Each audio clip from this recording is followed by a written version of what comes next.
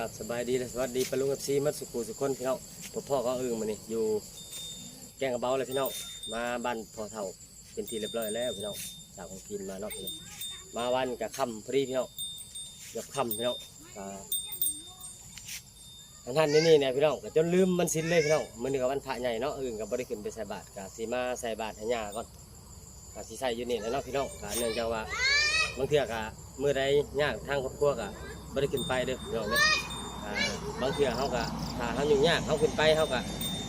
การที่เขาเห็นบุญเห็นศีลถ้าจิตใจเขาบ่สงบแน่ก็บางเทื่อมันยากทางครอบครัวเนี่ยมันต้องมีเนาะพี่น้อง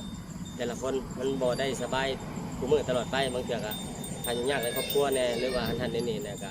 เขาก็สิบ่ได้ไปเนาะพี่น้องเนาะขอโทษขออภัยปลาลูกเอฟซีหลายๆเนาะที่เอาอื่นบ่ได้ขึ้นไปถ่ายคลิปอยู่ในวัดในว่าเพราะว่ามื้อนี้ก็วันศีลใหญ่ก็เริ่มก็สีสำคัญอยู่พี่น้อง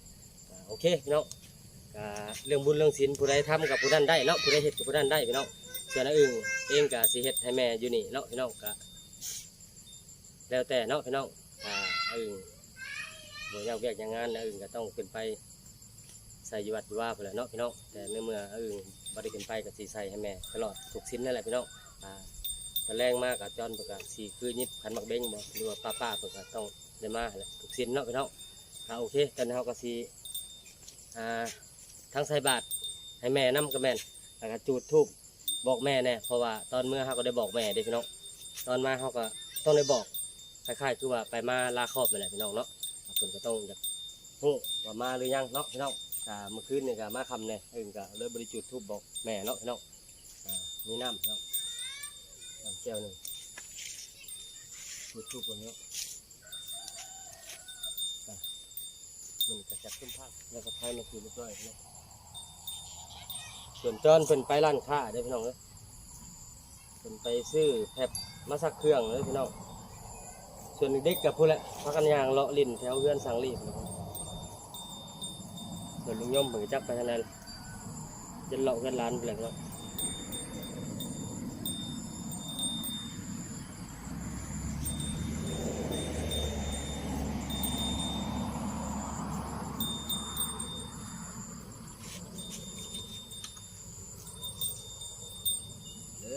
มาเทือนซ่านในเรื่องลูกหลานกันลูกไผ่กันหลอดปลอดภัยเขาเทือนซ่านไปทีเรียบร้อยเลยเมื่อตอนมากอะบริมีแนวต่อแนวคาเนาะบ้านพระเท่าคากามากกับเขาเทือนซ่านไปทีเรียบร้อยเลยขอบคุณทางพ่อแม่ทางที่คุ้มครองอะไรให้ตลอดปลอดภัยเขาเทือนหอดซ่านเนาะทางไปทางมากับพี่น้อง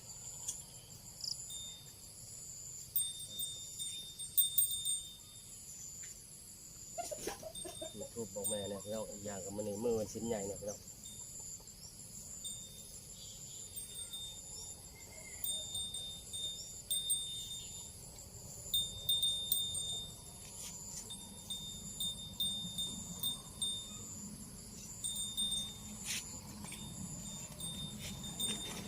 บ่ได้ขึ้นใส่บาตรนี่เนาะพี่น้องเนาะเพราะมันยากเมื่อใดว่ายากก็อื่นก็ขึ้นไปวัดพี่น้องบางทียากทางครอบครัวก็ไม่ได้ขึ้นใส่บาตรแม่กินอยู่นี่แหละเนาะพี่น้องเนาะแรงกับทานไผ่กับสียิบพันบอกเบ้งหรือว่าป้าเพิ่นกับสียิบมาอยู่พี่น้องทุกชิ้นนั่นแหละพี่น้องตะแรงกับสีไหวเป็นอีกที่หนึ่งโอเคพี่น้อง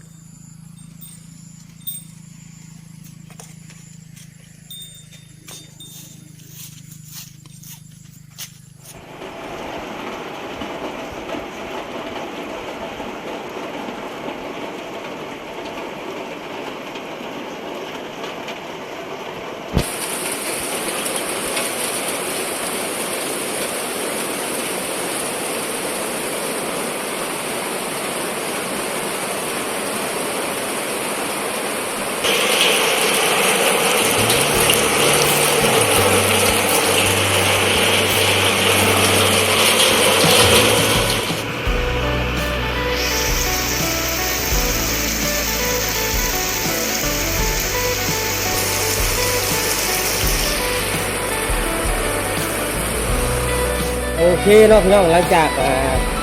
จุดธูปพญาแล้วก็คนกระตกดีพี่น้องจุดแล้วกับคนตกพี่น้องส่วนจอนผมก็มาเรียบร้อยแล้วเพิ่นมานำลูกเพิ่นกัน ลูกเพิ่นก็มาเกือบปูกับป้าพุ่นละแถวเรือนไอ้ลี่เนาะสาลี่ก็ทำเลยเนาะพี่น้องไปเขาก็สิกระนำจอนกับมาได้หรือบ่เนาะฝนตกละข้างนี่ตอนนี้เขาก็แข่งฝนมาเลยพี่เต็มอยู่เฮือนไอ้ลี่สิเอ้าสวัสดีป้าลุงเลยฝนตกหลักทาง ไปดีเนาะคนตกเราเลยอาจารย์จะไปชื่อแท็กแล้วก็เห็นลูกเล่นก็เล่นมาหาลูกเนาะคนตกเอง อยู่เฮือนไอ้ลี่เนาะอยู่เฮือนสร้างลี่พาทำพี่น้องชนฝนกันพี่น้องพอกันจ้องกันเดียวทาฝนก่อนนิดนึงพี่น้องพี่น้องตอนนี้เขากำลังทาเบิ่งฝนตกก่อนเขาจ้องกันนิดเดียวจ้องไอ้ลี่สมบัติเขาก็บริถือมาเถื่อนจ้องเขาก็ผ่านเลยมาทันเลยแหละเนาะพี่น้องเราโอเคพี่น้องแต่ก่อนอื่นต้องขอขอบคุณขอบใจทางป้าน้อยหลายๆด้วยพี่น้องเนาะที่ว่าเพิ่นฝากเงินมาให้ทางไปทางมาเมื่อบ้านอาจรเนาะพี่น้องถ้าบ่ได้เงินป้าเพิ่นฝากมาให้ก็คือว่า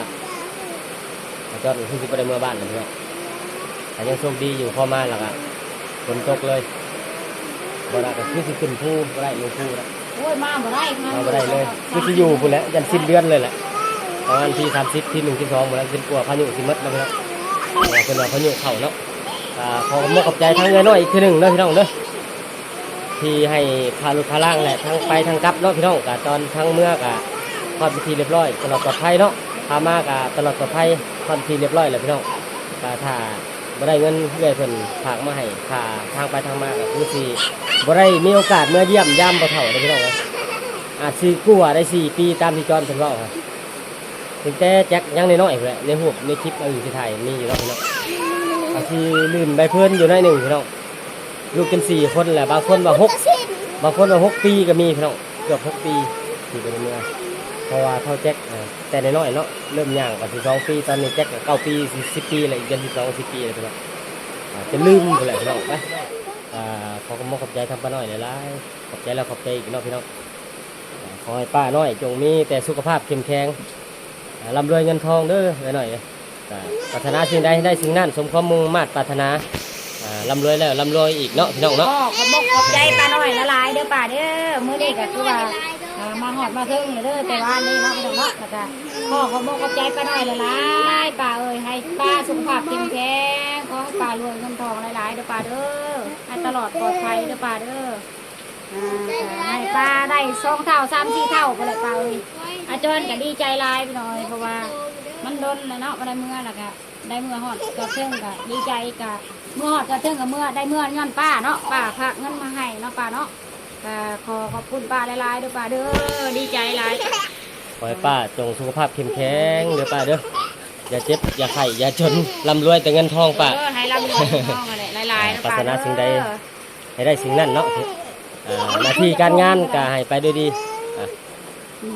สำหรับที่นี้อื่นก็บ่มีหยังหลายก็มีแต่คำขอบคุณแล้วก็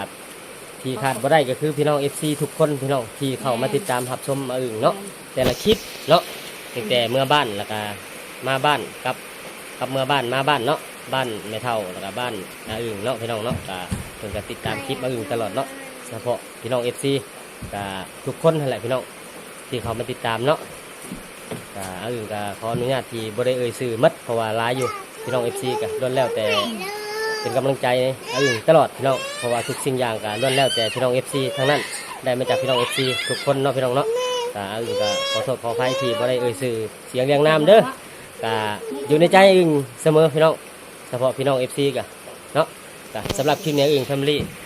ขอตัวลาปลาลุงไปเจอกันนี้ก่อนพบพรคลิปหน้าพี่น้องสบายดีพี่น้องสบายดีสุขุสุขคนพี่น้องพบพรคลิปใหม่พี่น้องคลิปหน้าสบายพี่น้อง